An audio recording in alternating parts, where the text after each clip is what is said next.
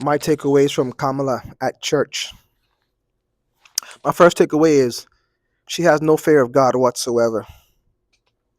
With some of the issues that she's standing on, some of her positions that she's standing on this election, from abortion to transgender to all issues concerning marring or damaging even the very image of God,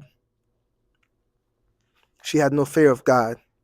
For her to go step her foot in a place of worship in a church and speak to people who pretend to be Christian, and she's pushing some of the issues that God actually says he hates in his word. She has no fear of God, and that's a scary thing. That's a very scary thing. She sounds like she does, she talks like she does, but she really doesn't. Because if she did, her position on that would be different. From what I've learned, when they pressed on the issue on abortion, especially when they asked her, is there a specific timeline as far as when they said enough is enough, as far as when can a woman not elect to have an abortion? I think she keep doubting the question even up to the point of, if a baby is crowning or viability, the mother still has the choice. She has no fear of God. Next thing, I don't think she has any real friends. Because if she had real friends around her, they would have told her. I don't think that's a good idea right now. It's not a good idea. She did it with Dr. Jamal Bryant, and I'm not sure what he's on. For those of us who know who he is, I know he is, but he's already lost. But for her to go in front of this church, and a black church, and really and truly, there's no such thing as a black church, but most of them are black congregants. I'm not sure why she doesn't have a friend, someone to tap on the shoulder and say, "This is not wise to do." Especially now, especially the way that, if she's reading the climate of the race, she should know that some people, like, this is a big issue for people. They feel like they're attacking children, the born and the unborn, and it seems like another issue is she just counted on the silence of the crowd. She just counted on on the crowd to be silent. Most of them were silent, and she just figured, I'm up here, I'm quote unquote black, and I'm speaking to my people, and she just assumed that they'll just sit there and just say and accept what she said, and some did.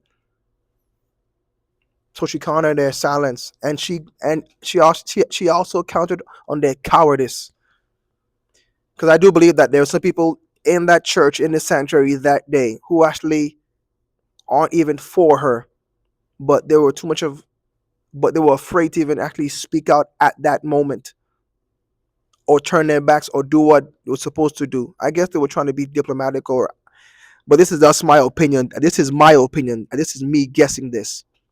But she counted on the cowardice of the people, and she actually counted on their stupidity. In a place of worship, especially on some of the positions that she has, she should know that she's completely counter to the Bible.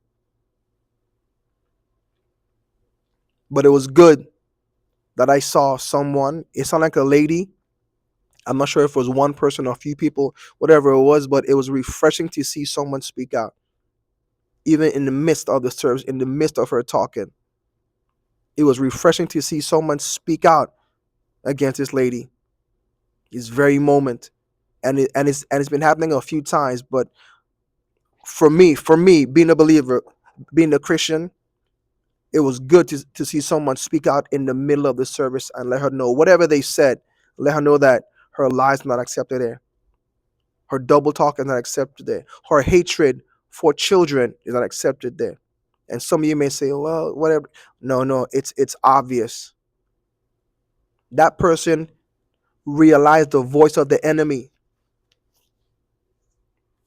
Let me say it again. That person realized the voice of the enemy. There's a verse in the Bible, Proverbs 27, verse 6. Faithful are the wounds of a friend, but the kisses of an enemy are deceitful. How the enemy comes to close to you to kiss you? Because you don't recognize them. You don't recognize the enemy. Because when they come and they use nice words and they use things that sound churchy, and you assume that they're your friend, but they're not your friend. That person who heckled her, or those people, they recognized or they realized the voice of the enemy. People are seeing through the nonsense. And I'm glad about it. And I'm glad about it. More people in the church should have risen up and said something. A lot of us are too cowardly to be quiet. And I'm talking even to myself. They just really count on us to be quiet. Like, I had a friend of mine got into a debate. I guess a senator made some comments on X concerning the Haitian migration in, where that, Ohio. And I get it. What he said wasn't cool, and it might have been harsh. But a friend of mine said, if I had made those comments on Twitter, I should have been fired, and rightfully so. And when he said that, I realized that they really want to stifle the voice of anybody that has a different point of view. And what's scarier is, I don't think my friend even noticed it.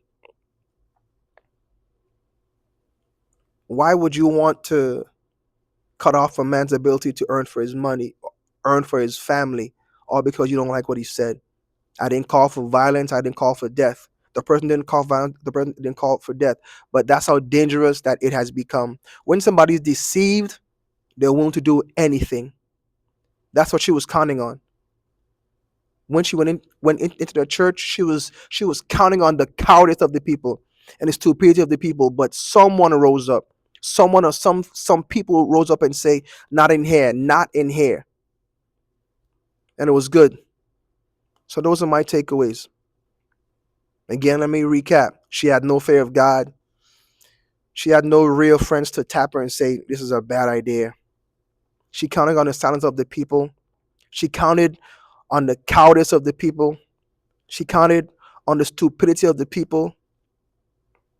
But it was refreshing to see someone spoke out and someone realized the voice of the enemy, and people are starting to see through the nonsense. Tell me what were your takeaways from what you saw in Kamala in the church. Don't forget to like, share, and subscribe. See you next time.